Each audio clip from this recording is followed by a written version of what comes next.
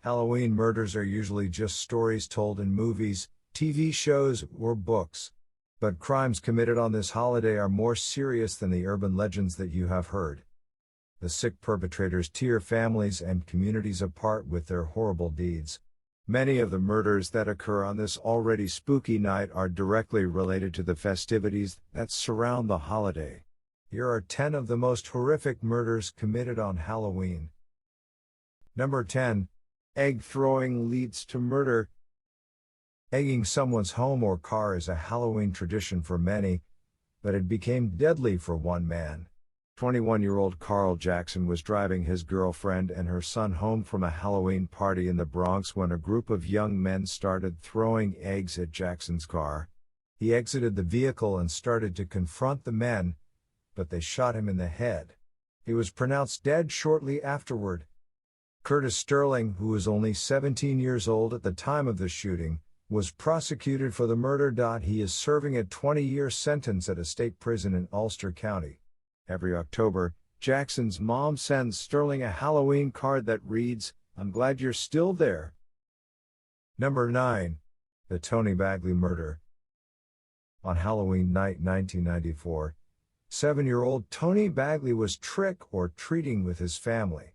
Dressed in a skeleton costume, Tony was walking ahead of his sister, aunt, and mother when he approached the street corner near the next house. At the same time, a man wearing a hooded sweatsuit ran into the street and started shooting the Bagley family. The hooded man then jumped into a car waiting for him, and they took off. Tony's sister, aunt, and mother were all sprayed with gunfire and lived, but Tony did not. The second grader was shot in the head and later died at the hospital. There were no leads on the man who committed this murder, but police chased a theory that it was a family member who was not present that night. Police could never prove that a family member was behind the shooting, and the case is still unsolved. Number 8. Trick-or-treat murder. In 1957, hairdresser Peter Fabiano was murdered after answering the door to what he thought was a trick-or-treater. Fabiano's wife had briefly left the marriage to shack up with a woman named Joan Rabel, but Betty Fabiano soon abandoned her female lover and returned to her husband, filling Rabel with jealousy. Rabel conspired with another woman, Goldine Pizer, to murder Peter on Halloween. Rabel wore a costume consisting of a mask, gloves, and face paint. She also had a gun and a brown paper sack to make it look like a bag of candy. The two women sat outside the house until the lights were turned off. Rabel then walked up to the house and rang the doorbell. Peter answered the door as Rabel shot him in the face with a .38 caliber handgun. The police questioned Betty, and she revealed that she had briefly left her husband to be with Rabel. The police then questioned Rabel and followed the evidence. The gun was later obtained, and she was arrested for the murder. Number 7.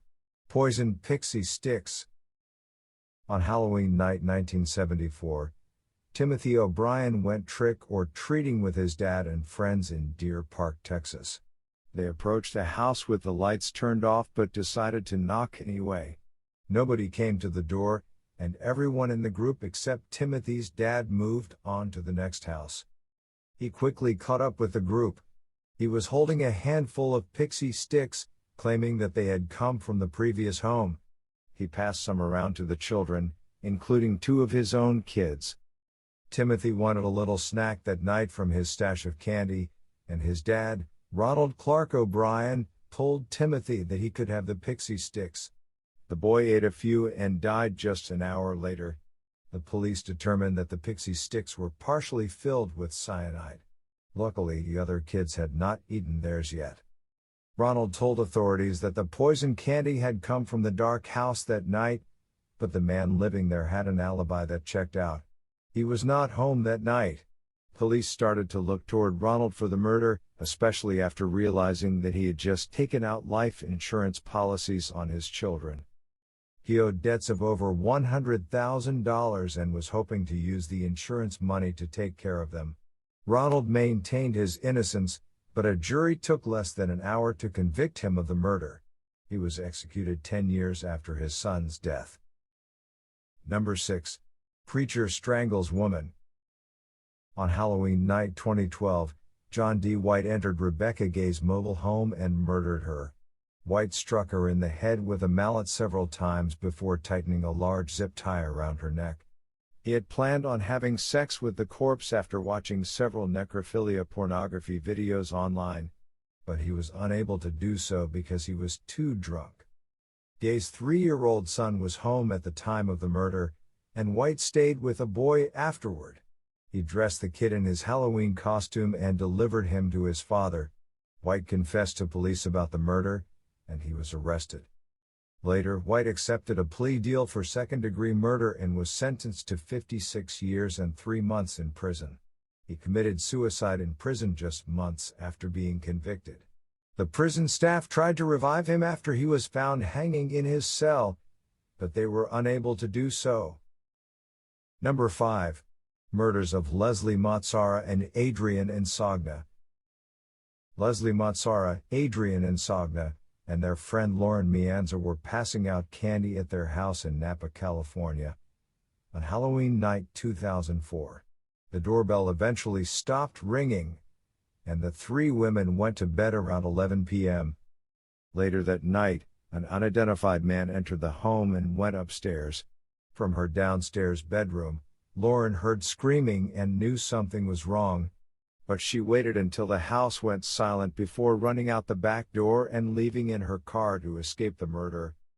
After a year of searching for the murderer, police finally arrested Eric Koppel, who was the husband of one of Adrian's best friends. Koppel turned himself in to authorities after they released information on the unusual cigarette brand used by the killer. The motive for the homicides may never be known to the public, but he did admit to murdering the 2 women.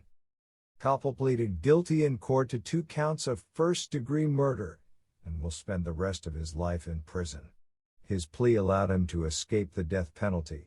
He waived his rights to seek an appeal and agreed never to profit financially from the women's deaths. Number 4. Liske family murders. On Halloween night 2010, 16-year-old Devin Griffin returned to his family's home after attending church, but it was unusually quiet. Then he stumbled upon the bodies of his brother, Derek Griffin, his mother, Susan Liske, and his stepfather, William Liske. Devin said the scene looked like something from a haunted house, but he quickly realized that it was not. The teen called an aunt, who then dialed 911. Authorities made an arrest that night after suspecting that William Liske Jr. had a connection to the murder. He was the 24-year-old son of Devin's stepfather. William Liske Jr. had a history of mental illness and suffered from schizophrenia. In 2004, he was charged with assault and robbery and accused of hitting his stepmother with a coffee cup and stealing her keys, but the charges were dropped after he pleaded insanity.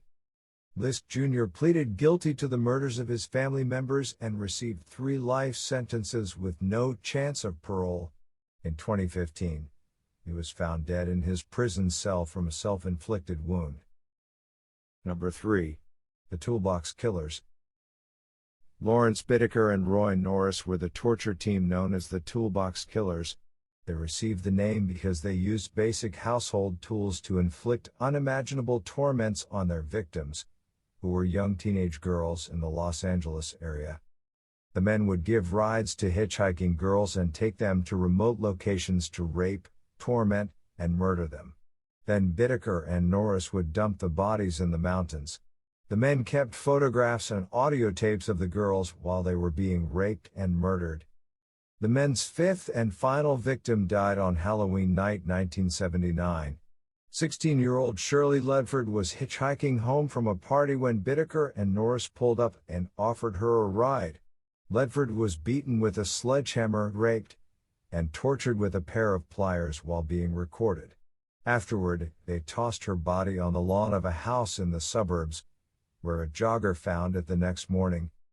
Norris bragged about the murder to an ex-convict friend, who gave the information to authorities.